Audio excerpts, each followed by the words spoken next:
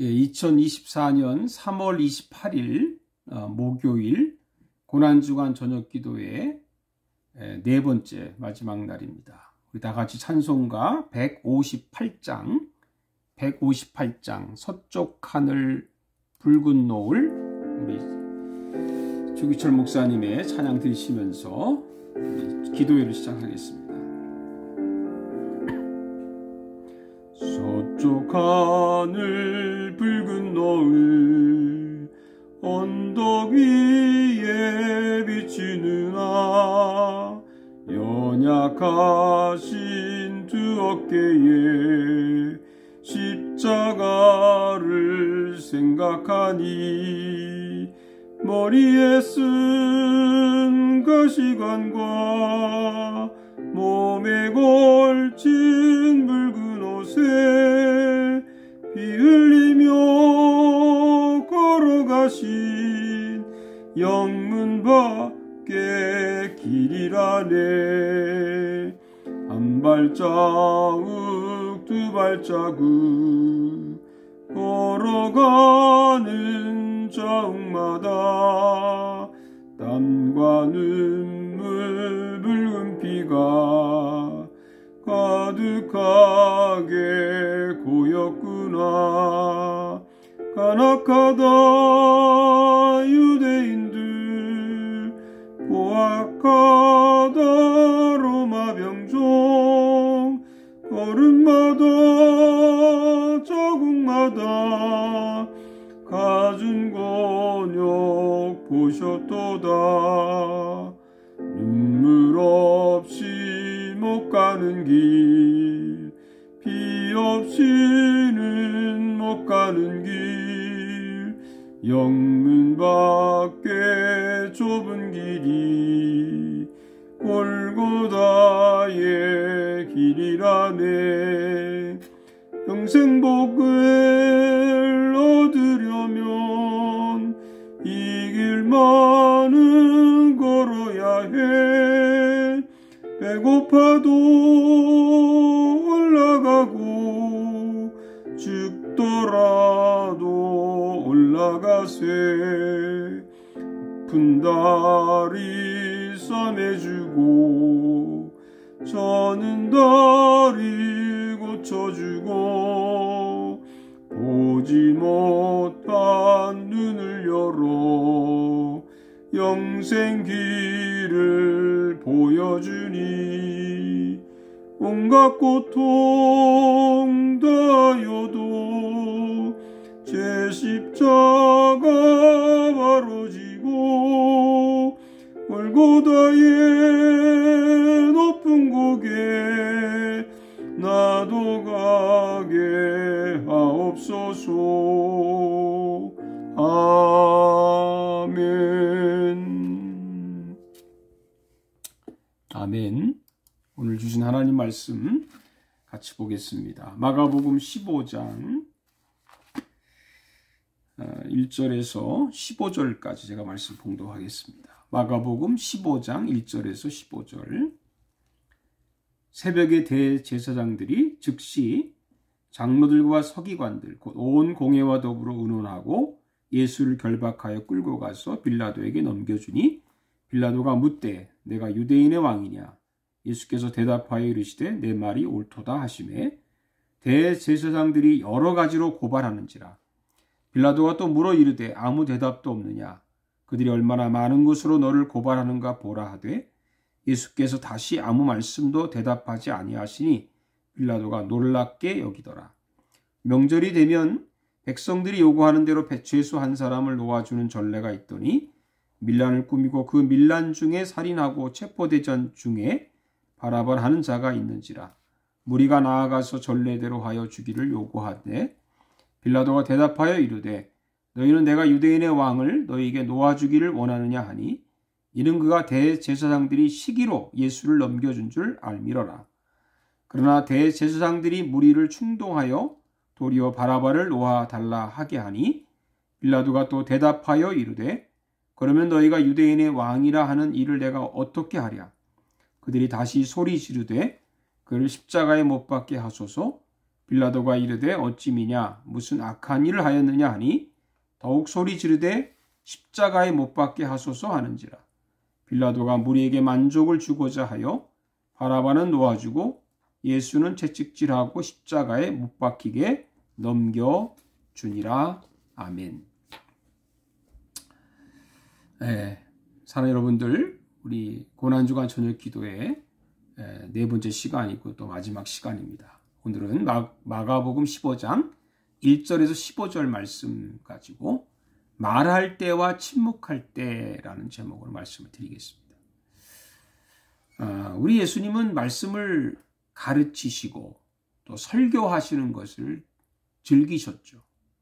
또 예수님은 사람들과 식사하시면서 대화하는 것도 좋아하셨던 분입니다. 예수님이 얼마나 가르치는 것에 대해서 열중하셨는지 한 번은 사흘 동안 식사를 거르시고 말씀을 전하신 적도 있었죠. 이 때문에 오병이의 기적이 일어나기도 했습니다. 또한 예수님은 누가 곤란한 질문을 하더라도 지혜롭게 답변하셨고, 심지어 예수님의 흠을 잡으려고 온갖 계략을 꾸며도 그때마다 피하지 않으시고 바르게 지적을 하셨던 분입니다. 어쨌든 예수님은 말씀하는 것을 즐기신 분입니다. 그러나 예수님은 침묵할 때를 아시는 분이시기도 합니다. 그럼 어느 때 침묵하셨을까요?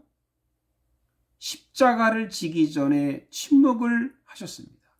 더 정확히 말하면 십자가를 지기 위해 침묵하셨다고 말해야 맞습니다. 오늘 본문에도 빌라도가 예수님께 질문할 때도 딱 한마디만 하시고 침묵을 하십니다. 4절에 보면 빌라도가 또 물어 이르되 아무 대답도 없느냐. 그들이 얼마나 많은 것으로 너를 고발하는가 보라. 이렇게 말씀을 해도 예수님은 여전히 침묵을 하신 거죠. 이것은 이미 이사야 예언에 있습니다. 이사야 53장 7절에 보면 그가 곤욕을 당하여 괴로울 때에도 그의 입을 열지 아니었으며 마치 도수장에 끌려가는 어린 양과 털 깎는 자 앞에서 잠잠한 양같이 그의 입을 열지 아니하였도다. 그러니까 예수님은 말을 못해서가 아니고 할 수 있지만 입을 꾹 다무시고 어린 양으로서 그리고 온갖 고난을 받고 십자가를 지신 거죠. 그러니까 예수님은 말할 때와 침묵할 때를 분별하시는 분이었습니다. 우리도 말할 때와 침묵할 때를 분명히 구분할 줄 아는 그런 성도가 되어야 될 줄로 믿습니다. 근데 사실 침묵하기 쉽지 않죠. 예수님의 침묵을 방해해서 어떻게 해서든 십자가를 지지 못하게 하는 세 가지 영적 장애물이 오늘 본문에 나와 있습니다. 첫째가 뭐냐면 시기심입니다. 10절에 보면 이는 그가 대제사장들이 시기로 예수를 넘겨준 줄 알미러라 그랬는데 빌라도는 대제사장들이 예수님을 시기해서 고발하는 것을 알았다는 거예요. 그래서 시기심은 미움을 낳죠. 또 미움은 살인을 낳을 수 있습니다. 대제사장들은 당시의 종교 지도자들인데 예수라고 하는 새로운 리더가 나타나서 많은 백성들에게 선한 일을, 그들이 하지 못하는 선한 일을 하고 다니시니까 얼마나 눈에 가시가 됐겠습니까? 그래서 이들은 시기심이 발동을 합니다. 마가복음 10장 1절에 보면 대제사장들과 서기관들이 예수를 흉계로 잡아 죽일 방도를 구했다고 했습니다. 이 시기심이라는 게 라이벌 의식이거든요. 한 나라에 두 왕이 있을 수 없죠. 그러니까 대제사장들은 이 만왕의 왕이신 메시아 예수를 죽여야 자신들이 왕권을 누릴 수 있는 거죠. 권세를 누릴 수 있는 겁니다. 사람들을 지배할 수 있는 겁니다. 이에 대해서 예수님은 할 말이 많습니다. 그렇지만 예수님은 침묵을 하셨습니다. 왜요? 십자가 때문입니다. 십자가는 시기하지 않고 침묵해야 질 수 있는 겁니다. 저와 여러분이 때로는 누가 시기하고 질투하고 미워하고 그런다 할지라도 우리가 그때는 침묵해야 나에게 온 십자가를 잘 질 수 있을 줄로 믿습니다. 두 번째가 두려움입니다. 15절 보면 빌라도가 무리에게 만족을 주고자 하여 바라바는 놓아주고 예수는 채찍질하고 십자가에 못 박히게 넘겨주니라 그랬는데, 빌라도는 예수님이 죄가 없다는 것도 다 알아요. 제사장들이 시기심으로 고발한 것도 알고 있습니다. 심지어는 자기 아내가 꿈을 속에서 예수님을 해하지 말라는 그런 충고도 들었습니다. 그러나 결국 예수님을 무리들에게 십자가에 못 박도록 넘겨줍니다. 왜 그랬을까요? 두려움입니다. 두려움. 무엇에 대한 두려움일까요? 자기 자리에 대한 두려움, 또 사람에 대한 두려움이죠. 요한복음 19장 8절에 보면 빌라도가 이 말을 듣고 더욱 두려워했다고 했어요. 무리들이 소리를 지를 때마다 두려움이 엄습해 온 것입니다. 여러분, 사람이 두려우면 양심을 버릴 수 있습니다. 세상이 두려우면 믿음을 버릴 수 있습니다. 돈 때문에 마음이 두려우면 우리가 신앙생활이고 뭐고 다 버릴 수 있습니다. 그리고 사람들의 비율을 맞추게 됩니다. 무리에게 만족을 주고자 했다. 우리는 양심과 진실의 만족을 줘야 되지 않습니까? 하나님께 만족을 줘야 되지 않습니까? 그런데 사람에게 만족을 준 거예요. 그러나 예수님은 아버지 하나님의 그 뜻, 아버지 하나님의 그 마음을 만족하기 위해서 십자가를 지신 분 아닙니까? 우리도 그렇게 살아야 되죠. 하나님의 만족을 위해 살아야 합니다. 예수님은 두려움을 이기고 십자가를 지셨던 것처럼 우리도 이 온갖 두려움들, 물질에 대한 두려움, 사람에 대한 두려움, 세상에 대한 두려움, 그것을 이기고 예수님이 가셨던 그 십자가의 길을 갈 수 있기를 축복합니다.